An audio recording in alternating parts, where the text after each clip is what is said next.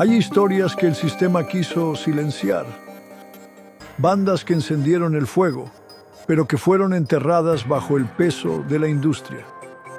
En este canal las sacamos del olvido. Aquí no hay modas, no hay filtros, no hay miedo. Exploramos lo que nadie te cuenta, lo que no suena en la radio, lo que incomoda, lo que ruge, lo que quema. Esto es Raíces del Metal IA, y acá el fuego no se apaga jamás. Bienvenida, bienvenido a esta exploración detallada. Hoy vamos a meternos de lleno en la historia de Slade, una banda icónica que, surgió de las calles obreras de Wolverhampton y llegó a ser un pilar del glam rock en los años 70. Así es. Una banda con una trayectoria ¡wow! Tenemos fragmentos de un texto muy completo, Slade.txt, que sigue su camino paso a paso. Y la idea es un poco ver cómo estos 4 jóvenes pasaron de tocar en pubs chiquitos a conquistar las listas de éxitos, definir un estilo muy suyo. Muy particular, sí. Superar momentos realmente difíciles y dejar una huella que, todavía se siente hoy. Exacto. Vamos a recorrer desde sus inicios, bastante modestos, ese ascenso que fue fulgurante durante la demanía, como se le llamó. Ajá. Y claro, el legado que perdura.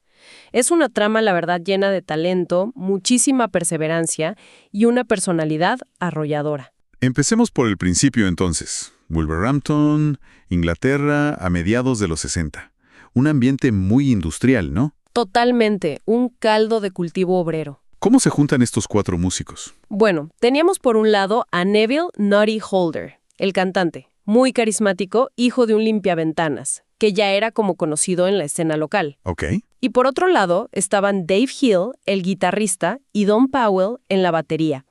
Ellos venían tocando juntos desde adolescentes en bandas como The Vendors y luego The In-Betweens. Ajá. Holder se les une en 1966 después de algunos encuentros. Uno bastante curioso, dicen, en un ferry camino a Alemania. Falta una pieza clave ahí, ¿no? El bajista. Exacto. Y aquí entra Jim Lee. Tenía solo 16 años, imagínate. Pero era un multiinstrumentista, con formación clásica. Tocaba violín, bajo, piano. ¡Wow! Y los dejó a todos con la boca abierta en la audición. Usó un bajo prestado y aún así demostró un talento increíble. La conexión entre los 4 fue inmediata. Ese contexto, el de la clase trabajadora, la ciudad industrial, fue fundamental para forjar su identidad. Su música, su actitud. Entiendo. ¿Y cómo fueron esos primerísimos años ya como profesionales? Pues tocaban de todo, soul, R&B, rock and roll. Se curtieron mucho en locales pequeños. En 1969, Philips Records los ficha. Pero ojo, bajo el nombre de Ambrose Slade. Ambrose Slade. Curioso. Sí, un nombre un poco raro. Dicen que inspirado por la secretaria de un productor que llamaba Ambrose a su bolso y Slade a sus zapatos. Cosas de la época. Jaja, ok. Lanzaron un álbum Beginnings. Principalmente eran versiones de gente como Steppenwolf, The Beatles, Frank Zappa, pero la verdad es que pasó completamente desapercibido. Pero no se rindieron, imagino. Leí que hay algunas historias de esa época que muestran su carácter, ¿verdad? Totalmente. Historias que los marcaron. Por ejemplo, el productor estadounidense Kim Fowley, bastante excéntrico, les grabó un sencillo ya en 1966, You Better Run, y les metió en la cabeza la idea de la ambición, de pensar en grande. Ajá. O esa aventura casi surrealista en las Bahamas. Fueron a tocar a un club que quebró y se quedaron ahí varados, sin un peso. No me digas. Sí, tuvieron que seguir tocando donde fuera para poder pagarse el pasaje de vuelta. Fue duro, seguro, pero también les expuso a otras influencias. Dicen que ahí descubrieron Born to be Wild de Steppenwolf, le incorporaron y les dio un toque más pesado. Experiencias que curten, sin duda. Y entonces aparece una figura clave en su carrera. Chas Chandler. Chas Chandler. Fundamental, importantísimo. Ex bajista de The Animals, nada menos, y el hombre que descubrió y manejó a Jimi Hendrix. Palabras mayores. Exacto. Vio la banda a finales de 1968.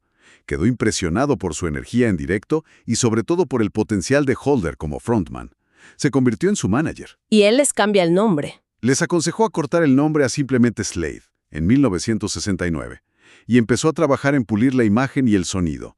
Vio algo único en ellos, algo diferente. Y con Chandler ya al mando, empiezan a buscar una identidad más definida, a principios de los 70. Pero su primer intento de imagen fue, bueno, digamos, llamativo. Radical y polémico. Chandler le sugirió afeitarse la cabeza, adoptar la estética skinhead. La idea era impactar, claro, conectar con esa subcultura obrera, diferenciarse, pero no funcionó. No, para nada. No pegaba con la banda, especialmente teniendo a Jim Lea con su formación casi clásica, su violín, no cuadraba. Y Dave Hill además se negó en redondo. Dicen que gritó, "Amo mi cabello". Claro. Fue un experimento corto y, bueno, fallido. ¿Y entonces cómo llegaron al look ese tan estrafalario por el que son tan recordados? El look glam. Pues, descartada la imagen agresiva, se fueron justo al otro extremo. Abrazaron la estética colorida, brillante, exagerada del glam rock que estaba emergiendo. Fue casi una evolución natural, ¿sabes? Coincidió con la consolidación de su sonido. ¿Cuál era ese sonido característico? Rock and roll directo, muy potente, con esos ritmos casi marciales de Don Powell, estribillos increíblemente pegadizos, de esos para corear a gritos. Sí. Y esa actitud festiva, casi de pop, muy conectada a sus raíces obreras. Y ahí sí empiezan a llegar los éxitos de verdad. ¿Cuál fue el punto de inflexión? El primer gran hit. El primer aviso fue en junio del 71, con una versión muy enérgica, muy fiestera, del clásico de Little Richard, Get Down and Get With It. Esa subió en las listas, les dio visibilidad. Ok. Pero el bombazo real, el que lo cambió todo, llegó en noviembre de ese mismo año, 'Cause I Love You. Un clásico. Total. Y una canción compuesta por Holder y Lea en apenas 20 minutos. Imagínate. ¿De verdad? Sí, eso dicen. Tenía ese toque distintivo del violín de Jim y, claro, la famosa ortografía fonética de Noti. El sello de la casa. Exacto. Reflejando su habla local del Black Country. Era una forma deliberada de sonar auténticos, diferentes a las bandas del sur de Inglaterra, más pijas, digamos. Esa canción fue directa al número 1 en el Reino Unido. Ahí nació la Sledomanía. Slade Manía. Suena a fenómeno total. ¿Qué tan grandes llegaron a ser en ese periodo, entre el 71 y el 74? Absolutamente enormes, sobre todo en el Reino Unido y Europa. Tuvieron una racha increíble. Mira, 17 sencillos consecutivos entraron en el top 20 británico. ¡17! Sí, y de esos, 12 alcanzaron el top 5 y 6 fueron números 1. Ninguna otra banda británica tuvo tanto éxito en el mercado de sencillos durante los 70s. Vendían más sencillos en UK que gigantes como Led Zeppelin o Deep Purple en ese momento. Eran, de verdad, la banda del pueblo. Y sus canciones eran himnos, ¿no?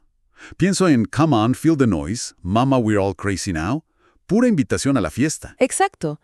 Eran canciones para gritar, para saltar, para volverse loco en los conciertos. Sus shows eran legendarios por eso, por la participación del público. Dicen que el suelo temblaba por los pisotones. ¡Wow! En la imagen acompañaba perfectamente, claro. Noddy con sus sombreros de copa con espejos, Dave Hill con esas plataformas imposibles, trajes plateados, cortes de pelo absurdos. ¿Recuerdas el traje de monja metálica? Inolvidable.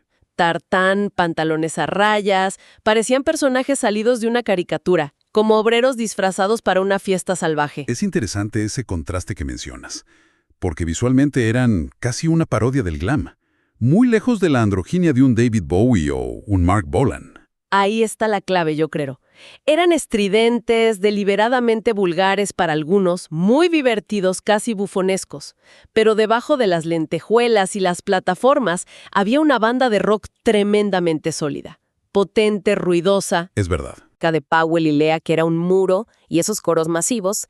Jim Lea, que era el músico más serio del grupo, a veces admitía sentir un poco de vergüenza por las pintas de Dave Hill. Jaja, me imagino. Pero Hill lo tenía claro. Decía algo como, ustedes escriban los éxitos, que yo me encargo de venderlos. Y vaya si funcionó esa fórmula. Era un showman nato.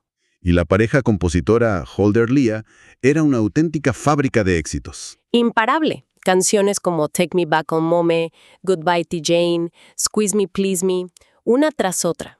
En 1973 lograron algo que ni siquiera The Beatles habían conseguido: meter 3 sencillos consecutivos directamente en el número 1 de las listas británicas desde su lanzamiento. Tremendo. Un dominio absoluto. Sí, total. Y en medio de todo ese éxito, crean un clásico totalmente inesperado, una canción de Navidad. Merry Xmas Everybody, en diciembre de 1973. Y es curioso el contexto. El Reino Unido vivió un momento complicado. Crisis económica, huelgas mineras, cortes de electricidad. Sí, la semana de 3 días creo que fue. Exacto. Y en medio de eso, Slade lanza esta canción. Optimista, festiva, unificadora. Fue como un bálsamo instantáneo para la gente. Vendió 1 millón de copias solo ese año. Increíble. Hoy es, sin duda, la canción de Navidad por excelencia en el Reino Unido. Omnipresente cada diciembre. Se calcula que para 2009 casi la mitad de la población mundial la había escuchado alguna vez. ¿Qué dato? Y sigue generando regalías muy importantes para Holder y Lea cada año. Capturaron el espíritu del momento y el espíritu navideño de forma magistral. Y no solo eran una banda de sencillos, que era lo típico del glam. Los álbumes también funcionaron muy bien. Sí, y eso les daba más credibilidad como banda de rock. Slade Alive, de 1972, es un testimonio brutal de su poder en directo. Llegó al número 2 en UK, estuvo más de 1 año en listas. Es considerado uno de los grandes discos en vivo de la historia del rock. Sí, es un discazo. Y luego Slade, 1972, y Old New Borrowed and Blue, 1974, fueron ambos número 1. Incluso un recopilatorio, Sladest, 1973, debutó directamente en el número 1. Estaban en la cima del mundo. Bueno, al menos en su país y en Europa.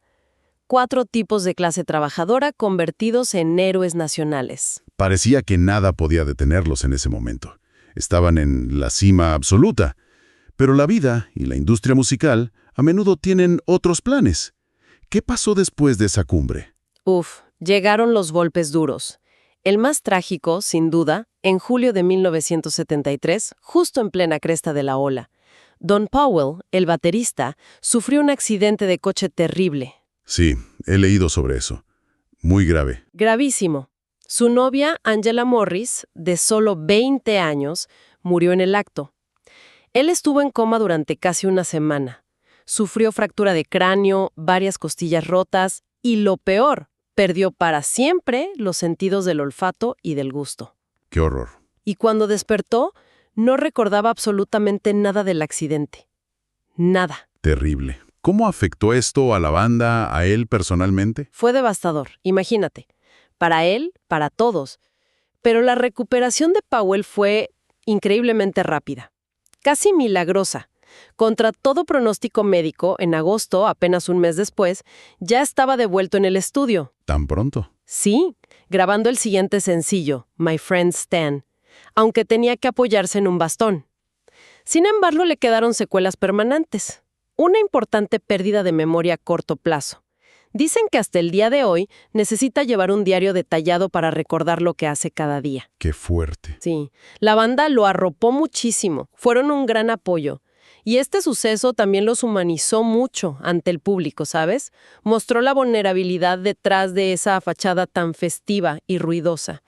Años más tarde, la balada My Oh My, uno de sus grandes éxitos del regreso ochentero, reflejaría en parte esa camaradería, esa resiliencia ante la adversidad. Y además de esa tragedia personal tan dura, tomaron una decisión artística bastante arriesgada con una película. Sí, a finales de 1974 decidieron hacer Slade in Flame, que se estrenó en 1975. Pero en lugar de la típica comedia musical ligera, al estilo de lo que hicieron The Beatles, optaron por un drama muy crudo, muy oscuro y realista. La película retrataba sin tapujos el lado más sórdido de la industria musical. Los managers explotadores, la payola, esos sobornos para que las radios pongan tus canciones, los egos descontrolados, la desilusión que viene con el éxito. ¿Y ellos actuaban? Sí, interpretaban versiones ficcionalizadas y bastante cínicas de sí mismos. No era la imagen alegre que se esperaba. ¿Cómo fue recibida? Me imagino que sorprendió a muchos de sus fans. Totalmente. Desconcertó a una buena parte de su público que esperaba más diversión, más canciones pegadizas. No fue un éxito de taquilla inmediato para nada, y las críticas iniciales fueron mixtas. Pero se ha revalorizado con el tiempo, ¿no? Muchísimo. Con el paso de los años, la película ha sido revalorizada enormemente. El prestigioso crítico Mark Kermode llegó a llamarla el Ciudadano Kane de las películas de pop británicas, por su honestidad brutal, su mirada nada complaciente. Vaya comparación. ¿Sí? Sin embargo, su estreno en 1975 coincidió con un declive ya evidente de su popularidad en las listas. El momento no fue el mejor. Quizá. Y además, intentaron la conquista de un mercado que siempre se les resistió, Estados Unidos, el gran mercado. El gran sueño americano que nunca se cumplió del todo en esa primera etapa. Lo intentaron seriamente en 1975, pero fue un fracaso bastante rotundo. ¿Por qué? Bueno, parece que la campaña de promoción fue torpe. Llegaron a presentarlos como los nuevos Beatles. Imagínate la presión, expectativas imposibles. Claro. Además, el público estadounidense estaba en otra sintonía musical en esa época, la era post-Vietnam. Buscaban sonidos quizá más introspectivos, más sofisticados, y Slade, como dijo el propio Don Powell, eran demasiado ruidosos para la radio AM, pero no lo bastante cool para la radio FM. No encajaban. No. Hay incluso una anécdota famosa de un roadie de Slade echando a Bruce Springsteen del backstage en un concierto en Nueva York, porque no lo reconoció, y Bruce solo quería saludarlos porque era fan. Increíble. Mientras tanto, en el Reino Unido, su casa, el panorama musical estaba cambiando drásticamente. Efectivamente. Mientras ellos estaban en América intentando triunfar, en casa explotaba el punk rock. Y el glam pasó de moda casi de la noche a la mañana. Fue muy rápido. El fin de una era. Totalmente. En 1976, Slade apenas consiguió meter una canción en el top 30 británico. En 1977, ninguna. Cero. Su álbum de ese año llevaba el título, muy irónico, Whatever Happened to Slade. ¿Qué demonios le pasó a Slade? ¿Qué título? Sí. Volvieron a tocar en clubes pequeños, en universidades, el circuito que Dave Hill llamaba bromeando el del pollo en canasta. Parecía, de verdad, el final de su era dorada. Pasaron de llenar estadios a tocar en salas pequeñas de nuevo. Un camino que muchas bandas de los 70 siguieron, ¿no? Hacia el circuito de la nostalgia. Pero entonces ocurrió algo casi milagroso. Un giro inesperado. Un giro de guión totalmente inesperado. Fue en agosto de 1980, en el Festival de Reading, uno de los festivales de rock más importantes del Reino Unido, y ese año con un público muy, muy enfocado en el heavy metal. ¿Y qué pasó? Ozzy Osbourne, que era cabeza de cartel, canceló su actuación a última hora. Y llamaron a Slade como reemplazo de emergencia. Imagínate. Me imagino la situación. ¿Cómo fue esa actuación? La gente los recordaba. Llegaron casi de tapados, en una furgoneta humilde. Muchos ni los recordaban o los consideraban totalmente acabados. Y el público metalero era muy exigente, conocido por abuchear fuerte a bandas que no les gustaban. O sea, el escenario era complicado. Muy complicado. Había una gran expectación y muchos pronosticaban un desastre. Pero Slade salió al escenario y simplemente dio el concierto de su vida. Tocaron con una energía brutal, con humildad, como si no tuvieran nada que perder. ¿Y la reacción? El público primero estaba sorprendido, luego curioso y acabó completamente entregado. Coreaban sus viejos éxitos como si nunca hubieran pasado de moda. Y hasta les pidieron a gritos Merry Christmas Everybody en pleno agosto. No. Sí. Fue una ovación masiva al final. Al día siguiente, la prensa musical lo tenía clarísimo. Slade se robó el espectáculo. Una nueva generación acababa de descubrirlos. Fue un momento mágico. Increíble. Un verdadero renacimiento. ¿Y qué supuso ese concierto para su carrera a partir de ahí? Fue un renacimiento total, sí. Les dio una segunda vida literalmente. Aprovecharon el impulso y endurecieron un poco su sonido. Lo acercaron más al hard rock y al heavy metal que dominaba la escena en ese momento. Ajá. Pero sin perder su esencia, ¿eh? La fiesta, los estribillos para corear, eso seguía ahí. En 1981 volvieron al top 10 británico con We'll Bring the House Down. De vuelta a las listas. Y muy importante, las bandas nuevas, las de la New Wave of British Heavy Metal, ese movimiento que revitalizó el metal británico con grupos como Iron Maiden, Saxon, empezaron a citar a Slade como una influencia clave. Se les empezó a respetar de nuevo. Y ese regreso culminó con éxito incluso en Estados Unidos, finalmente. El mercado que se les había resistido. Sí, el clímax de este renacimiento llegó en 1983. Sacaron el álbum The Amazing Kamikaze Syndrome, que en Estados Unidos se retituló muy inteligentemente como Keep Your Hands Off My Power Supply. Buen título. Y de ese disco salieron 2 sencillos que fueron éxitos masivos a ambos lados del Atlántico. Primero, la balada rock My Oh My, potentísima, que fue número 2 en el Reino Unido. Un temazo. Y luego Run Run Away, un tema irresistible con ese aire de gaita escocesa mezclado con rock, que no solo triunfó en UK, sino que por fin conquistó las listas americanas. Pues Run Run Away pegó fuerte en MTV, que era súper influyente entonces, y también en la radio FM estadounidense. Y curiosamente, su imagen de rockeros enérgicos, algo extravagantes, encajaba bastante bien con la era del llamado glam metal ochentero que empezaba a despuntar en Estados Unidos. Claro, como Motley Crue, Poison. Exacto.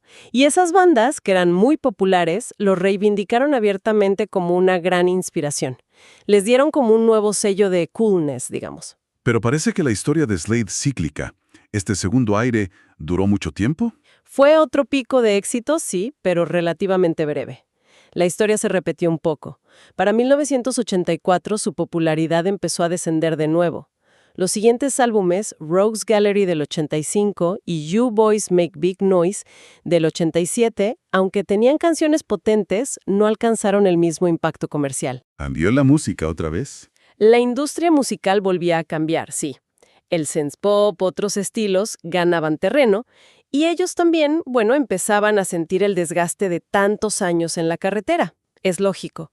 Aún así, cerraron esa etapa con mucha dignidad, demostrando que seguían siendo una fuerza tremenda en directo, como probaron en el festival Monsters of Rock en 1981, por ejemplo. Y así llegamos a los años 90. ¿Cómo se produce el fin de la formación clásica, la original? Hubo un último destello en las listas británicas en 1991 con Radio Wall of Sound, una canción compuesta por Jim Lea que, escuchándola ahora, suena mucho a despedida. Sí, tiene ese aire. Y efectivamente, en 1992, Noddy Holder anunció que dejaba la banda después de 26 años.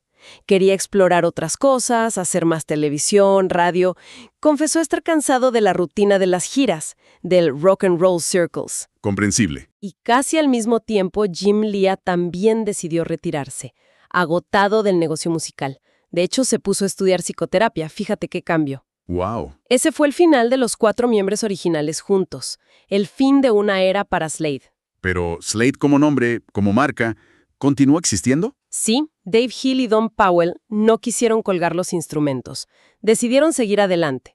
Inicialmente se llamaron Slade 2, reclutaron a nuevos miembros para poder seguir tocando su catálogo de éxitos en directo, principalmente en el circuito nostálgico europeo que siempre les fue fiel. Mantuvieron viva la música. Exacto, mantuvieron viva la llama sobre los escenarios.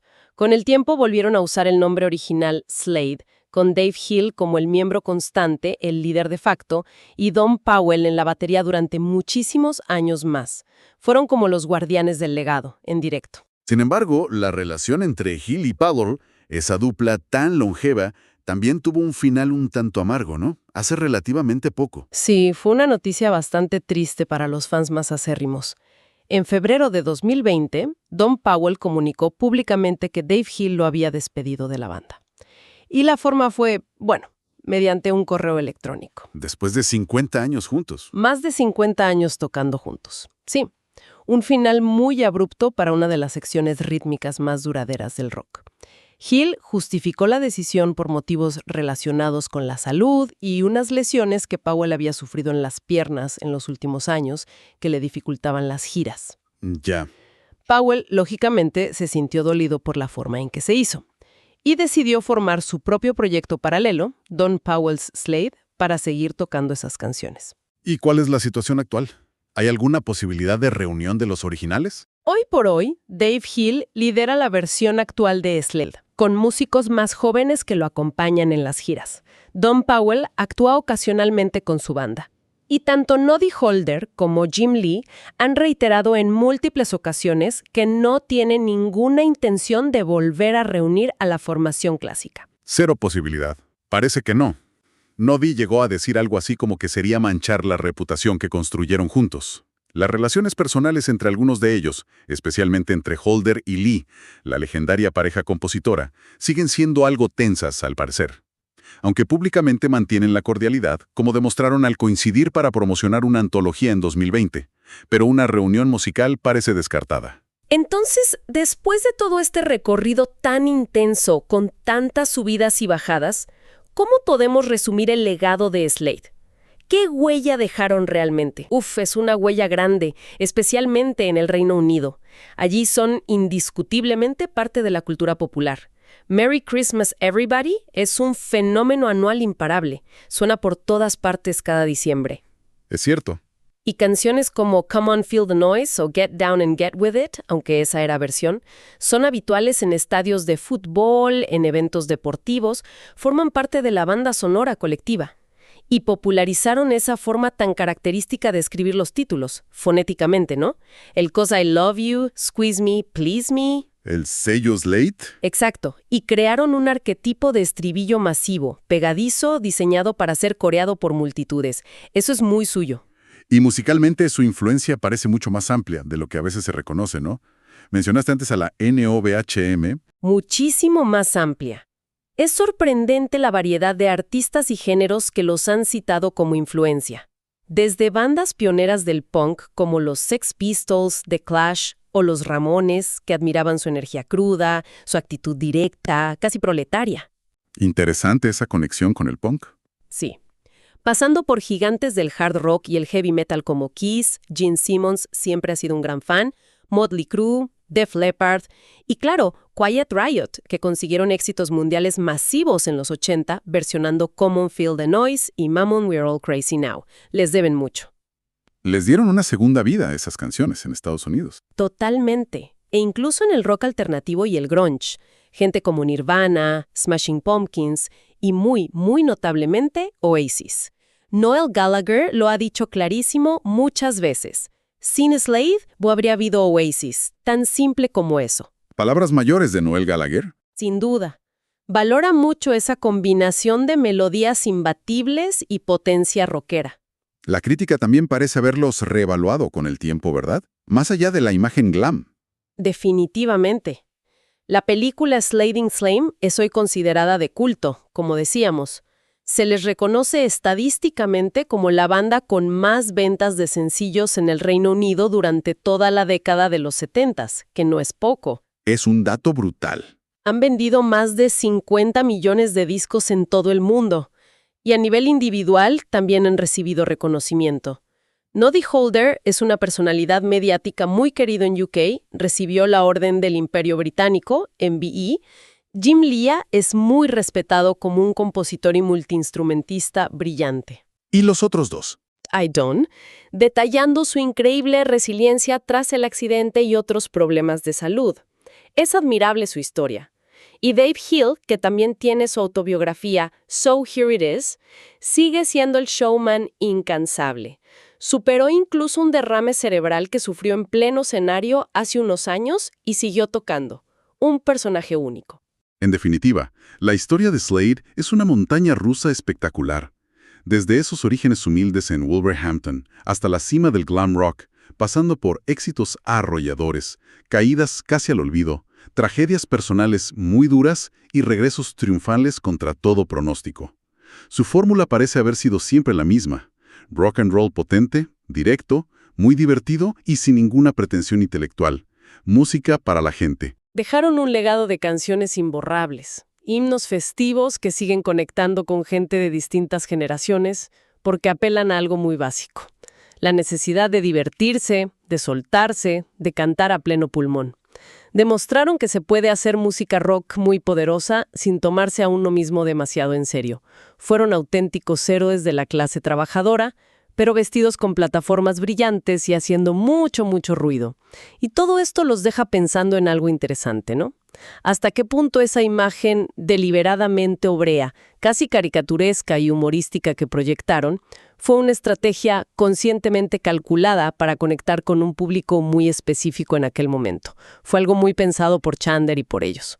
Claro. Y por otro lado, ¿cómo influyó esa imagen quizá percibida como menos artística o sofisticada que la de otros contemporáneos del glam, como Bowie o Roxy Music, en la percepción que se tuvo de ellos a largo plazo? ¿Les restó reconocimiento crítico en su momento? Es una buena reflexión sobre la autenticidad, la imagen, la estrategia y cómo se construye un legado duradero en el complejo mundo de la música. Una trayectoria fascinante, sin duda, llena de altibajos, de drama y sobre todo de canciones eternas. Gracias por acompañarnos en este análisis a fondo de la increíble historia de Slade.